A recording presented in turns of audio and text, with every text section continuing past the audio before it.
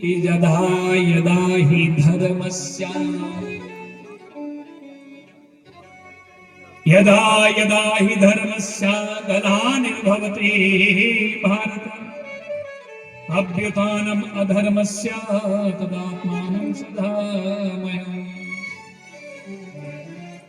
परित्राणाय साधूनां विनाशाय च दुष्कृतां धर्म संस्थापनार्थाय संभवामि युगे युगे।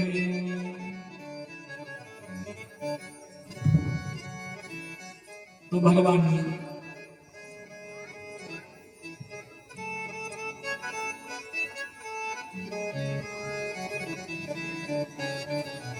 भगवान कहते हैं कि अर्जुन मैं तो हर युग में अवतार लेता हूं और अवतार के बहुत सारे यहाँ तो मानस में रामचरित मानस में तो भगवान के बारे में कि भगवान को अवतार क्यों लेना पड़ा, ये कारण नहीं है। अब एक कारण को हम बोलेंगे इसी कारण में भगवान आते हैं, नहीं। भागवत में कथा आती है कि मनुष्य रूपा है बहुत कठिन तपस्या की थी, भगवान से वर मांगा था कि प्रभु आप जैसा मैं पुत्र चाहिए, तो भगवान ने कहा तो आप जैसा मुझे बोल रहे हो आप जैसा पुत्र चाहिए तो मुझे ही धरती पे पुत्र बन के आना पड़ेगा। और वही मनुष्य रूपा मनु जी महाराज राजा दशरथ के रूप में आए और उनकी पत्नी शत्रुपा कौशल्य के रूप में आए और भगवान राम जी का अवतार। तो कभी कभी भगवान को भी भक्तों की इच्छा पूर्ण करने के लिए धरती पे आना पड़ता है। इसलिए भगवान के अनेक कारण हैं। कभी प्रभु की इच्छा होती है कि मैं भी धरती पे रहूं, अरे मैं तो यहाँ बैकुंठ में बैठ बैठ करके हैं। उनकी भी इच्छा होती है कि मैं भी किसी का पुत्र बन के जाऊं, मेरे भी कोई माता पिता हो है? और मुझे भी तो डांटने वाला हो है? तो भगवान लीला करने के लिए धरती पे अवतार लेते हैं। इसलिए यहाँ बहुत कारण है भगवान के अवतार लेने के। पर यहाँ पर कहा कि महाराज भगवान के अवतार कितने होंगे, और ये तो आपने बताया कि 24 अवतार पर 24 अवतारों के बारे में बताएं।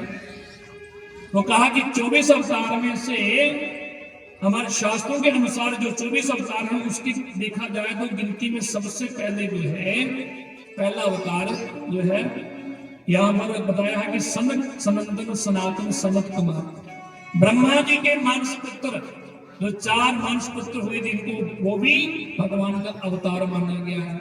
और ये सनत कुमार भगवान की जय। और दूसरा अवतार हुआ बारह अवतार जब धरती पृथ्वी हिरण्याक्ष ने पृथ्वी को पताल में छोड़ आया, धरती प्रलय हो गई है, तो भगवान उस समय बड़ा अवतार लेकर धरती को पुनः स्थापित किया था। तो भगवान का उस समय कौन सा अवतार हुआ था? बड़ा अवतार। बोले बड़ा भगवान की जय। तीसरा अवतार संत देवऋषि नारद जी महाराज।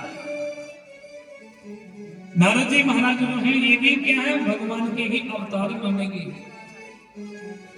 सब देवऋषि नारद देवों के ऋषि। बोले नारद जी महाराज की। और चौथे अवतार नर और नारायण। आप बद्रीनाथ में जाएं तो भगवान नर और नारायण का आप दर्शन कर सकते हैं। बोले नर और नारायण भगवान की जय। तो भगवान का 5वां अवतार हुआ श्री कपिल देव के रूप में। आप कथा सुनेंगे भगवान कपिल देव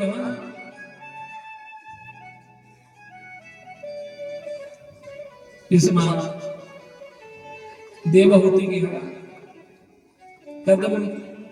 विवाह देवहूति के साथ हुआ भगवान। इसके यहाँ 9 कन्या हुई। भगवान श्री कपिल देव के रूप में भगवान अवतार लेके आए। बोले श्री कपिल देव भगवान की जय। और 6वां अवतार हुआ गुरु दत्तात्रेय जी महाराज। बोले दत्तात्रेय भगवान की जय। और भगवान का आगे 7वां अवतार हुआ यज्ञ भगवान। बोले यज्ञ भगवान की जय। 8वां अवतार हुआ श्री ऋषभ देव जी महाराज। परमात्मा के ये नारायण के 8वें अवतार जहां से जैन धर्म की स्थापना शुरू हुई है। जैन धर्म है ना, ये कोई जैन धर्म कोई अलग नहीं है, ये सनातन धर्म से, सनातन धर्म का एक अंग है। और वैसे देखा जाए तो है तो सब सनातन से ही तो निकले। तो इसलिए जैन धर्म जो है, जो जैनी लोग होते हैं, ये इनके जो मुख्य और है भगवान ऋषभदेव जी महाराज, इसी से जैन धर्म की स्थापना हुई। और श्री ऋषभदेव भगवान की 9वां अवतार होगा पृथु अवतार। और आप कथा के सुने बोले पृथु भगवान की जय।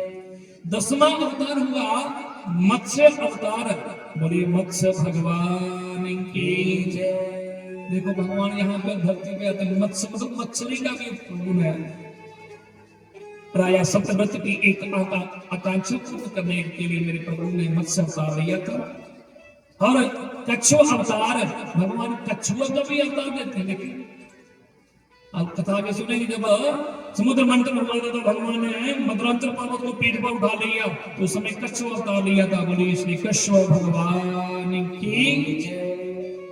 और श्री धन्वंतरी अवतार जब समुद्र मंथन में उस अमृत निकल गया है, अमृत जब निकला, आयुर्वेद औषधि सब है, उस समय भगवान ने धन्वंतरी अवतार लिया था। बोले श्री धन्वंतरी भगवान की जय।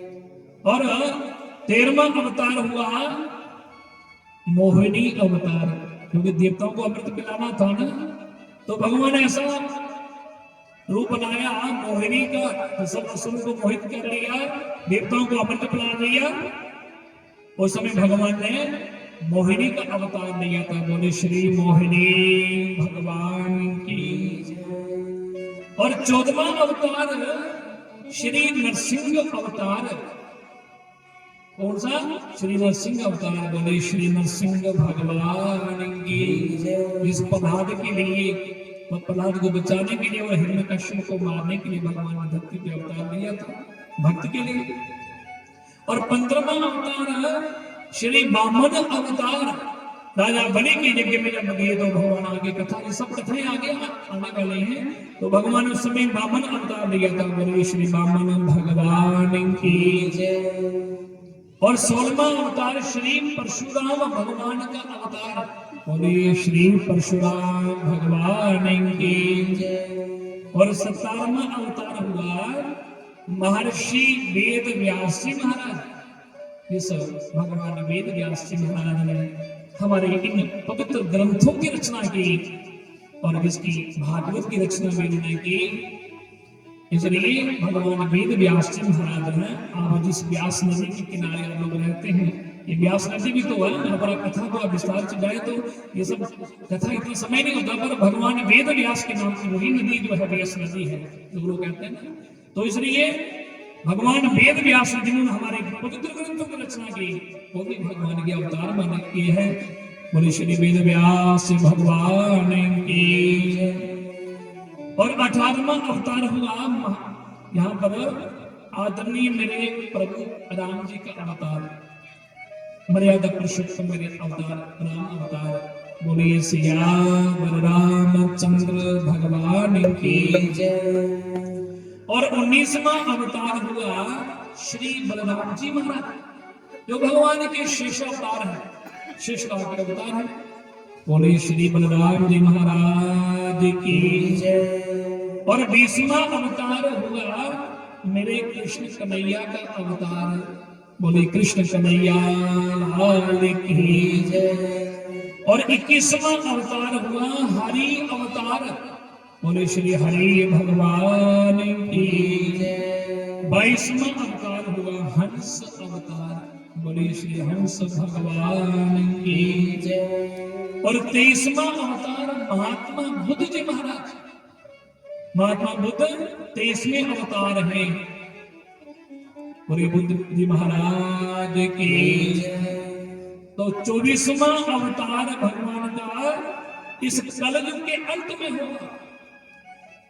तो कलयुग का अंत, अब ऐसे कहने में तो लोग कहते हैं आजकल तो कलयुग में तो कई अवतार हो रहे हैं, कलयुग में वो कहता है महाराज फलाने जगह अवतार हो गया, फलाने जगह भी अवतार हो गया है, पर कलयुग में जो अंत में भगवान, क्योंकि अभी तो कलयुग का अंत कहाँ, कलयुग की तो आयु जो है 4,32,000 वर्ष कलयुग की आयु है।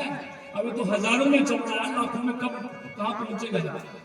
और फिर अंत में भगवान का कलयुगी अवतार होगा। बोले श्री कलिक भगवान की। तो ये 24 अवतार जो हैं, ये भगवान के 24 अवतार सूत जी महाराज शौनक ऋषियों को सुना रहे थे। और इन 24 अवतार में जिनके नाम कहते हैं ऋषियों को मैंने सुनाए हैं आपको। और इसमें 24 अवतारों में उनमें प्रत्यक्ष परिपूर्ण अवतार एक कृष्ण अवतार है, दूसरा राम अवतार है।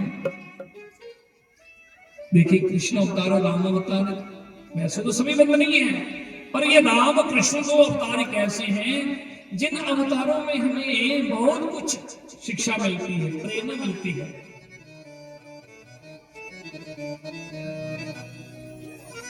क्योंकि राम अवतार में हमें क्या शिक्षा मिलती है कि राम जी ने जो किया हम वो करें। और राम जी ने मर्यादा को जो स्थापित किया है, देखिए रामायण जो है ना, एक हमें जीना सिखाती है, असं किया जीना चाहिए।